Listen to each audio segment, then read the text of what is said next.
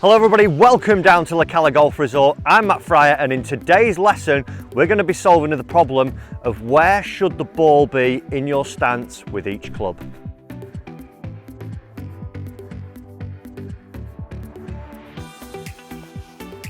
So guys, if you are new to the channel, firstly welcome. Don't forget as well, do hit the subscribe button and also turn on the notification bell so you don't miss any future lessons to help you improve your golf this year. Also, go and check me on my social media, loads of stuff going on there, golfy stuff and other things. And let's get into the lesson of where we should be putting the ball in our stance. Okay, so where should the ball be going in our stance? Because as we go through the clubs here, I've got my 4-iron, my 6-iron, my 8-iron, my wedge and my driver. One thing that's noticeable, they're all different lengths firstly, and then also they are all different lofts. So even if I just hold these 4 clubs up for you, I'll put them in order. So we've got pitching wedge, 8-iron, 6 and a 4-iron. What we should see, might be visible on the camera here, is that the lofts are all very different. So we get a pitching wedge, then we move to an 8-iron, then we get a 6-iron, and then we've got a 4-iron. What we will see is, like I say, that the angle of the face is getting different each time. So as you start down, let's say at pitching wedge or sand wedge, that has the most loft on it, and as we're working back up to our driver, the loft is decreasing. So what we actually want to do is change how we impact the golf ball. With a pitching wedge on a full swing, we might see that our club is descending on an angle of about -4 degrees, -5 degrees.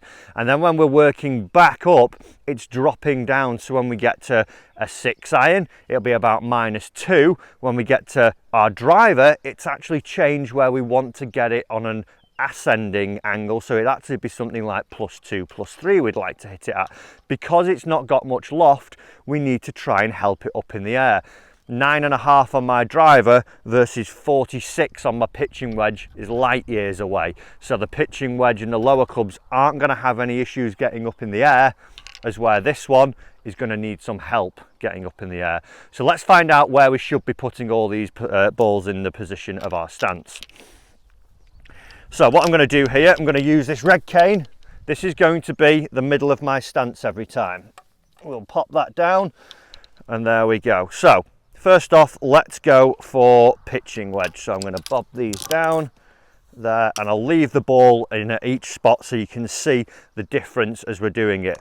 So what I'd like to do is to take my normal stance, and what this red cane signifies is where the middle of my body is each time. So with my pitching wedge, like I say, it's got loads of loft on it.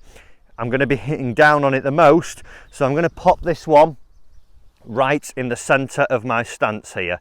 So that would be here. So once I swing and make my good movement where I've moved towards the target, I would get ball, then turf, and see that with the loft that it's got on it, I'm going to create the backspin, and it's also going to get up in the air from there. And then notice where my feet positions are. As we're working up through the irons, they're just getting a little bigger each time because the club gets longer. We need the good stable base to support the speed that we'll be creating with that longer club because of the wider arc. Okay, so we've got pitching wedge there. Then we're going to move into 8-iron. So with the 8-iron, it's got about, I think it's about 10 degrees left loft on this one for me.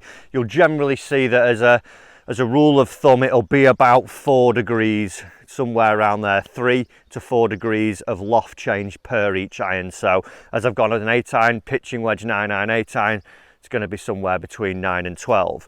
So we had ball in the middle of the stance for my pitching wedge. So I'm just going to roll this one back there. What I like to see now, I sort of use the rule of thumb of each club I work with, I move it about 1/4 of an inch up my stance. So I get the middle of my body, my stance goes a tiny bit wider because the club's got a little bit longer, and you now see that this ball is just in front of centre. So we've got middle of my body here where my pitching wedge was, and I've gone 2 clubs up, so I've gone about 1/2 an inch in front. It's not a massive difference, but because of the loft, it's just going to help it get not as quite as a descending blow, still descending, but I'm going to get it popped up in the air. Then we move on to 6-iron, which would be this one.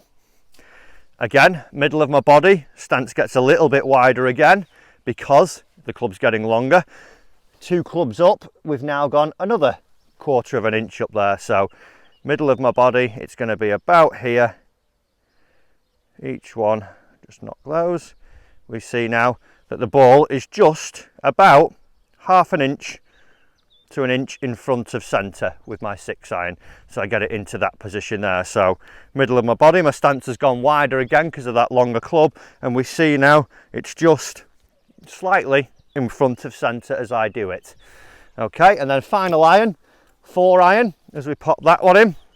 Again, my 4-iron here, especially with modern day clubs, with them having less loft on them, my 4-iron's actually stronger than a 3-iron I used to have. So this has only got 20 degrees of loft, as where we'd see normally a 3-iron would have been 21 back in the day. So with manufacturers changing the loft as well, it is imperative that we do get these positions right to help us get the best strike and get us launching the ball correctly. So I've made a bigger stance. I've got the middle of the body again on here.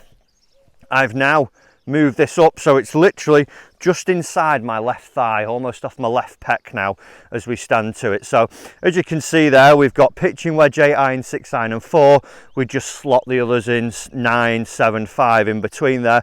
Not a massive movement from front to back, about maybe 1.5 inches tops, but it's a movement that we need to make and make sure that we are getting it right. Then once we get into the driver, the final one, what we want to be seeing again, middle of my body on the red cane. With this having no loft, I'm now going to make sure as I stand to it here, I've now got that ball off my inside left heel and see that I've got it in the right spot to help me get the upward attack angle as I'm going through it. So we've got irons and then we've got driver just here. So I like to think of it, you've got in this space of middle of the body all the way up to driver, you've got to get 13 clubs in the space of about 4 inches, somewhere around there. So that 1/4 of an inch rule should apply pretty nicely as we go through there. So all these ones that we've got here, we're going to jump into the 6-iron, see that we can get the right spot on here. Let's move these out of the way. So it will be ball number 3 as we go through. Lucky number 3. Get the middle of the stance, bring it closer to me, there, middle of the stance, that ball about 1 inch in front, and from here now I should be able to generate a really nice strike and see that I'm launching it exactly how I want to. So good setup, ball's good. Oh, Spain suits me well. So as you can probably make out here as well now, where the cane is and where the divot has happened, we would have had ball here. Because it was in the right spot, I managed to get ball, then turf as I went through and get a really nice strike away. So go through this video a couple of times, guys. Make sure that you're getting those balls in the right position. It might change for certain specialist shots. If you're trying to knock it down or hit it higher, you might do that. But this is just for a generalization of where your ball should be with each club as you go through a standard golf swing. So get into it, have a play around, see that you're getting the right ones, and hopefully you should improve your strikes with each club from there. Guys, I hope you've enjoyed this video. Do remember to smash that like button if you have enjoyed it and you think that you are going to adopt this into your golf game. Also, like I said earlier, do remember to hit the subscribe button so you don't miss out on any future lessons to help you get better this year and for future years. Also, a big thank you to Nicklaus Golf Resort. It's their 30th anniversary. They've got 3 amazing courses and I'm stood on the first one that was opened in 1989.